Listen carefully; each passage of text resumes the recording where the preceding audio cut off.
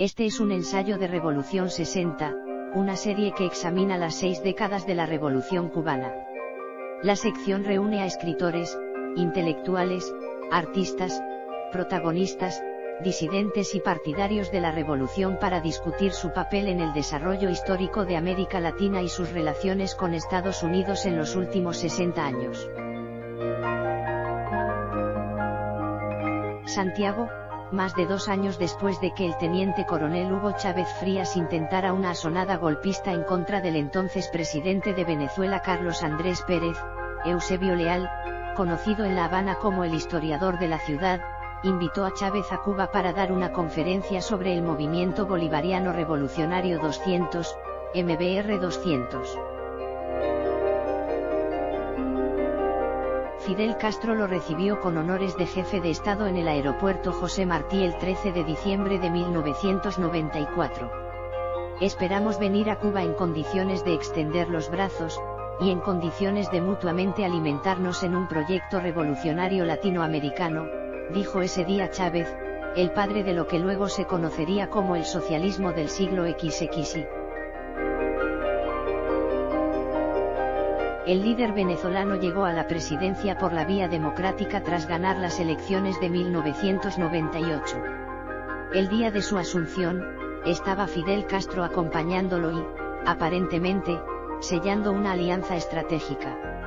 En lo sucesivo, Chávez le ofrecería a Fidel un sostén económico, petróleo, y Fidel a Chávez apoyo moral, estratégico e ideológico. No cuesta imaginar que Nicolás Maduro, sucesor de Chávez y quien desde joven tuvo relación con Cuba, es hoy el heredero de esa alianza. Cuando el 11 de abril de 2002 una componenda de las Fuerzas Armadas y grupos económicos privados venezolanos sacó a Chávez del poder, la ayuda de Castro fue fundamental para que lo recuperara 3 días después. Hay quienes dicen que a partir de ese momento Cuba prácticamente gobierna en Venezuela.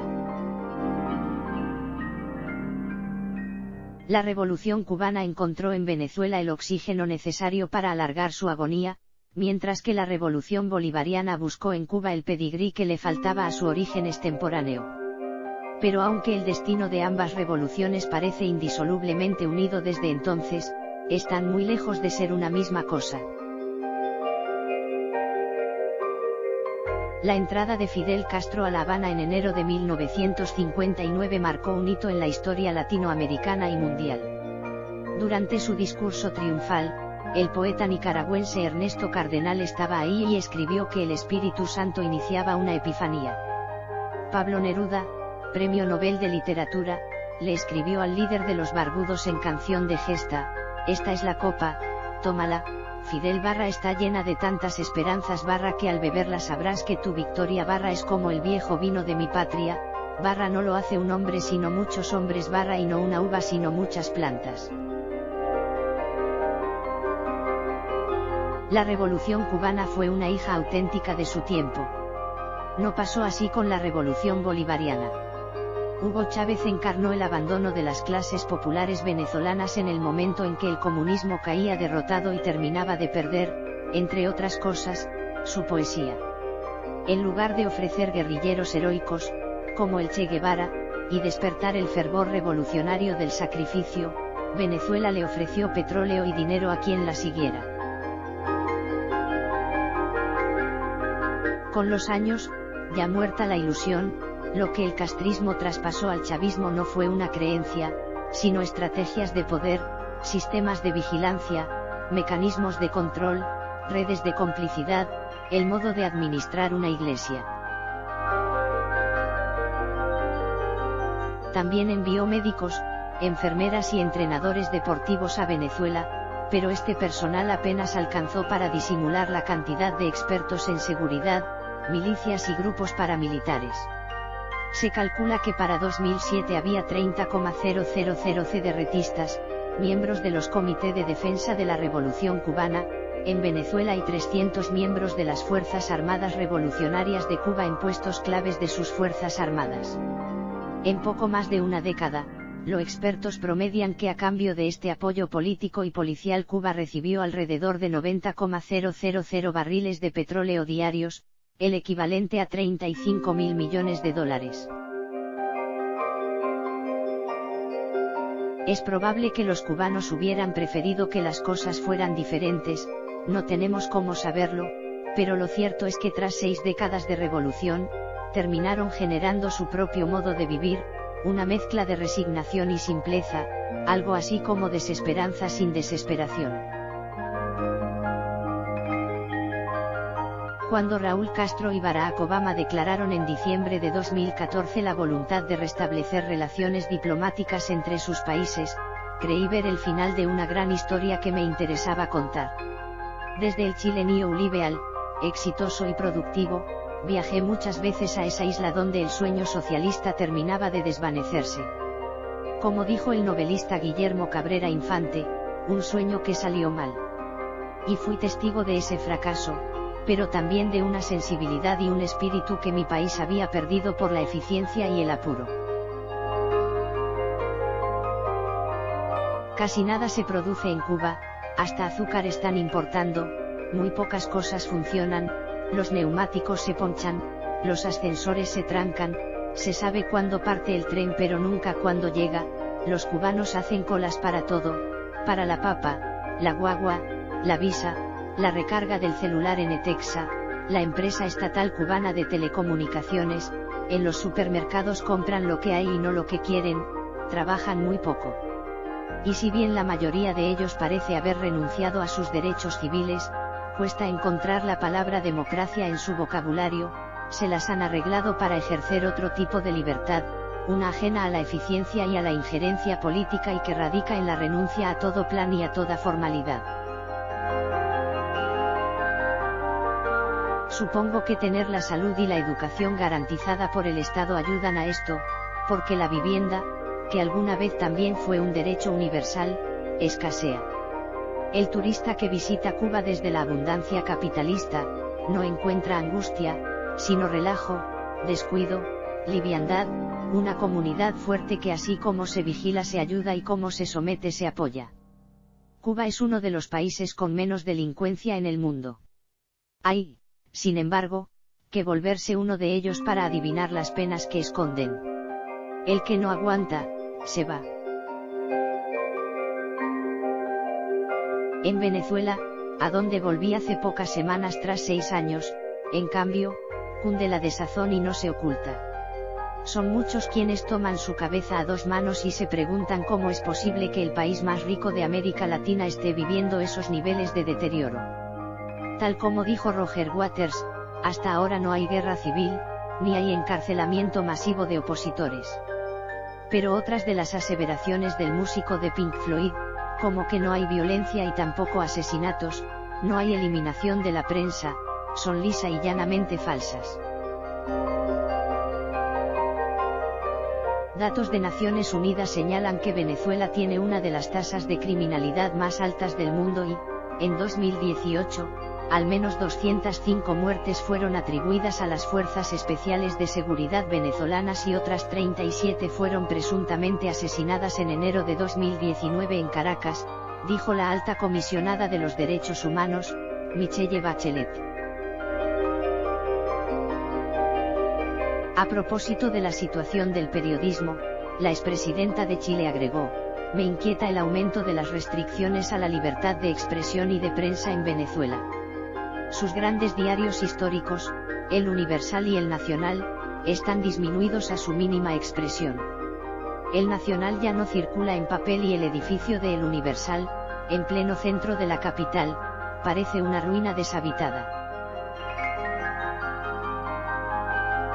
Es verdad que han nacido y se han fortalecido los medios independientes digitales, La Patilla, El Pitazo, Efecto Cocuyo, Pro Da Vinci, pero la radio y la televisión están en buena medida controlados por el gobierno y muchos de sus periodistas han sido detenidos o amedrentados por los distintos cuerpos de seguridad del gobierno. Caracas no ha sido bombardeada, pero la degradación es evidente incluso si se la compara con la última vez que la visité, cuando ya estaba en caída libre. La ciudad que encontré esta vez olía a barbarie, a corrupción, a violencia, a falta de afecto comunitario. no queda rastro ahí de alguna ilusión transformadora. Al oscurecer, pocos se atreven a caminar por sus calles. Cuando cae la noche, los parientes y amigos que se separan en las veredas acostumbran llamarse para confirmar que llegaron bien, los conductores no paran en las luces rojas por miedo a los asaltos, y, si alguien los choca, es muy improbable que se bajen a discutir el accidente. Prefieren ver los estragos en un lugar seguro que exponerse a un atraco o a un secuestro. El suministro de agua corriente está racionalizado y disponible en casas y departamentos solo algunas horas al día. Han proliferado los comedores populares, ollas comunes, para alimentar a niños en riesgo de desnutrición. Los venezolanos han bajado un promedio de 11 kilos en los últimos años. Juan Guaidó, el presidente encargado y líder de la oposición, me dijo que más de 300,000 venezolanos están al borde de la muerte por falta de antibióticos. No se encuentra el 80% de las medicinas indispensables y la mortalidad infantil está disparada. La malaria, el paludismo y el dengue se han regresado, lo que ha creado una emergencia sanitaria. Los venezolanos sufren una de las más profundas crisis económicas que ha visto América Latina en un siglo. En el país escasean los billetes, porque la inflación de 10 millones % anual, la más alta del mundo según el Fondo Monetario Internacional, hace que se necesiten varios fajos de bolívares para comprar una cerveza. Se ven obligados a pagar sus compras con unas tarjetas de débito que recargan electrónicamente. La economía se doleirizó en el último año. Al igual que en Cuba, solo que en Venezuela eso pasó de manera encubierta. En el país ahora hay dos economías, la inmensa mayoría de los venezolanos que vive en bolívares con un sueldo mínimo y aquellos que tienen acceso a dólares a través de remesas enviadas desde el extranjero. La diferencia entre unos y otros, es la que existe entre una vida difícil pero sobrellevable y la miseria absoluta. A los ricos, en Caracas, no les falta nada o casi nada. En el barrio de Altamira hay licorerías y roticerías con variedad de productos, y si bien han cerrado muchos restaurantes en la ciudad, todavía quedan varios de buen nivel, donde boliburgueses o enchufados, quienes han hecho fortuna con el chavismo, se cruzan con los escuálidos, como bautizó Chávez a sus opositores, de la burguesía histórica. Son cada día más quienes, tal como sucede en Cuba, viven del dinero que les envían los parientes que han emigrado a territorios capitalistas. Cuba tiene cerca de 1,5 millones de emigrados, Venezuela alrededor de 3 millones, aunque se estima que este año podrían ser 5 millones. En las invasiones, tomas, y sectores marginales que recorrí en Caracas, no encontré una gran pasión política, ni a favor ni en contra. El madurismo, en todo caso, perdió el fervor popular amasado por Hugo Chávez. No vamos a negociar, diálogo sí, negociaciones no, me dijo el Cucaracha, uno de los líderes del colectivo Alexis Vive. Los colectivos son organizaciones civiles, barriales, revolucionarias y paramilitares creadas por Chávez para defender la revolución. Generalmente están a cargo de la distribución de alimentos entregados por el gobierno, lo que les da mucho poder. Si entran los gringos, vamos a vietnamizar el continente, dijo a continuación, mientras le sonreía a un reportero de la cadena de televisión CBS. A los periodistas de Estados Unidos y Europa les cobran alrededor de $250 por este tipo de declaraciones. Aquí defendemos el sistema de la comuna, como la Comuna de París. Si esta comuna socialista se llama Panal, es porque nos organizamos igual que las abejas y a la abeja parásita, que vendría siendo la burguesía, se la expulsa de la comunidad, aseguró. Este discurso combativo no se escucha entre la gente en la calle, donde cunde la queja, pero basta encender la televisión a cualquier hora para toparse con él. Los esfuerzos por mantener vivo el mito a través de la propaganda es otro de los aspectos en que la influencia cubana se deja ver con mucha fuerza. Tanto Fidel como Chávez, aunque muertos, habitan en la pantalla y en los discursos como si aún estuvieran vivos. Yo asistí al funeral de ambos líderes, donde se les elevó a una presencia religiosa comparándolos con Jesucristo. En Caracas vi carteles donde aparecían Jesús y Chávez abrazados y grafitis en los que podía verse al comandante posando junto a Jesús en la última cena. Chavuz Cristo de Benezaret, escribieron en uno de los muros de la ciudad. En Cuba, donde el cristianismo popular tiene menos fuerza, se repitió el mismo ambiente religioso. Hombre, aprendimos a saberte eterno así como lo fue Jesucristo no hay un solo altar sin una luz por ti, decía el himno funerario que Raúl Torres le dedicó a Fidel y que sonaba en cada sitio por el que pasó el cortejo. Para perdurar en el tiempo toda creencia requiere de un Vaticano que las financie. La caída de la Unión Soviética, en 1991, marcó el comienzo del fin de la revolución comunista, aunque sus fieles tardarían años en darse cuenta. El petróleo venezolano convenció a algunos de que esa creencia revolucionaria todavía tenía futuro, pero ya era demasiado tarde. A medida que la cortina de hierro se fue descorriendo y la luz entró, fue cada vez más difícil mantener vivo el sueño del comunismo, aunque el aparato creado por los viejos revolucionarios para gobernar siguiera operando. El régimen quedó desnudo, los versos se volvieron consigna, los énfasis morisquetas, las promesas estafas y la altisonancia, un ruido insoportable. Es lo que se está viendo en Venezuela de modo trágico. La crisis eléctrica venezolana es la prueba más potente. En menos de un mes, el país ha sufrido una serie de apagones masivos, de varios días y a lo largo y ancho de todo el territorio, lo que resulta escandaloso si se considera que la central de Guri es la segunda más grande y poderosa del continente, después de la represa brasilera Itaipu. Cuba podría ser arrastrada por la ineficiencia y corrupción del chavismo. La producción de crudo, que representa más de 90% del ingreso en divisas de Venezuela, ha caído más de 60% en una década, arriesgando cada vez más los envíos petroleros a Cuba. Si Maduro se ve forzado a cesar los envíos, la isla también podría quedar a oscuras, porque gran parte de su electricidad se genera con petróleo. Es lo que sucedió durante el periodo especial en la isla, años que los cubanos consideran una odisea haber superado. Nosotros somos más fidelistas que comunistas, me comentaron varios cubanos mientras seguía el cortejo fúnebre de Fidel. Casi 6 décadas después de abrazar el socialismo, cada vez menos están dispuestos a prender velas por la revolución. Las horas crepusculares del socialismo están llegando, dijo el presidente de Estados Unidos, Donald Trump, en un discurso en Miami, en febrero de este año.